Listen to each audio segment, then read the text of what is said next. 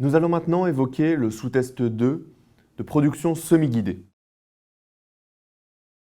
Ce sous-test est constitué d'un texte à trous, d'une longueur en général entre 10 et 15 lignes, et suivi de 10 questions où vous devrez pour chacune d'entre elles trouver la proposition qui comble le mieux le trou dans le texte.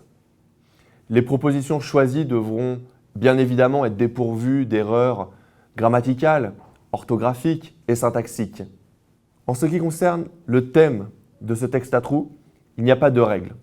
On constate quand même un vecteur commun dans tous les thèmes abordés, qui est le thème du monde dans l'entreprise. Dans ce sous-test de production semi-guidée, nous pouvons constater 3 types de questions récurrentes. Le premier type de questions sont les questions de cohérence, où il faut rendre à la phrase ou à la partie de phrase sur laquelle nous travaillons toute sa cohérence en fonction des propositions de la question. Ici, mais où commence le dopage? En fait, il n'y a pas sur sa définition. Nous avons 4 propositions de lien, d'interdiction, d'objection, de consensus. Nous voyons que la première proposition ne donne pas forcément sens à cette question, tout comme la deuxième ainsi que la troisième qui ne rendent pas la phrase cohérente.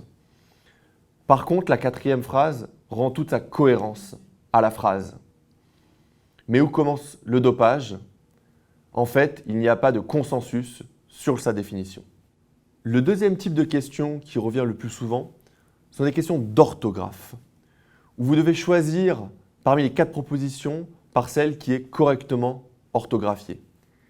Ici, la proposition que vous avez à l'écran, il m'a fallu acheter 3 pour expédier ce colis.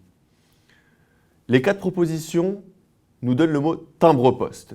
Ici, il faut trouver sa bonne orthographe quand nous mettons ce nom au pluriel. Ici, nous avons un nom suivi d'un nom. Timbre-poste au pluriel prend un S à timbre, comme d'autres types de mots sous cette forme, comme chef-d'œuvre par exemple.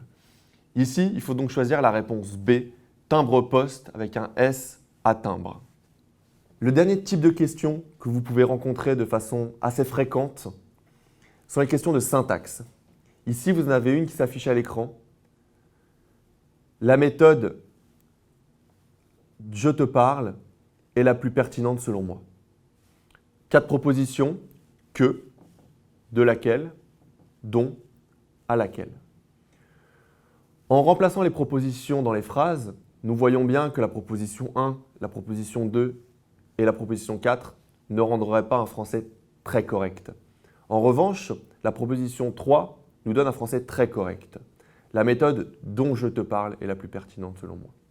Voici 3 types de questions donc, fréquemment rencontrées dans ce sous-test et qu'il vous faut absolument maîtriser pour maximiser votre score à celui-ci. Il y a certaines habitudes de méthode à prendre pour réussir ce sous-test. La première chose que nous vous conseillons ici est de lire d'abord le texte en entier pour bien comprendre son sens, son positionnement, son thème, son raisonnement et ensuite aborder les questions suivantes avec un petit peu plus de facilité. Aussi, pour chaque question, habituez-vous à lire la partie précédant le blanc dans le texte et la partie suivant le blanc dans le texte. Vous aurez ainsi une vision plus large de la phrase et du contexte et pourrez faire un choix ainsi plus éclairé.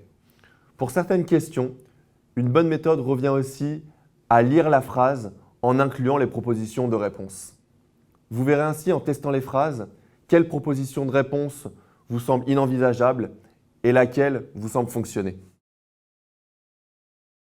Le premier conseil que nous pourrions vous donner pour bien réussir ce sous-test est d'abord de maîtriser parfaitement certaines règles grammaticales et orthographiques très importantes.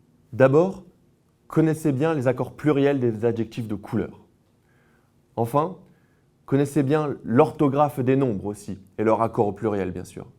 Toujours concernant le pluriel, connaissez bien les règles d'accord des mots composés. Enfin, certaines règles grammaticales doivent être connues, notamment les accords COD, COI, les terminaisons entre le conditionnel et le futur, et j'en passe. Le deuxième conseil que nous pourrions vous donner est de bien connaître vos connecteurs logiques. Bien sûr, les plus connus, mais, ou, et donc, ornicar, mais vous avez aussi pour, cependant, d'autant que, vous en avez énormément. À vous de bien les connaître pour arriver à avoir une lecture plus pertinente des textes. Lisez, habituez-vous à lire, déjà pour diversifier votre vocabulaire et surtout vous mettre constamment en situation de découverte de textes nouveaux. Vous voyez, la réussite de ce sous-test ne demande rien de bien compliqué. Il demande juste de connaître des règles grammaticales de niveau primaire et collège et surtout de s'entraîner régulièrement.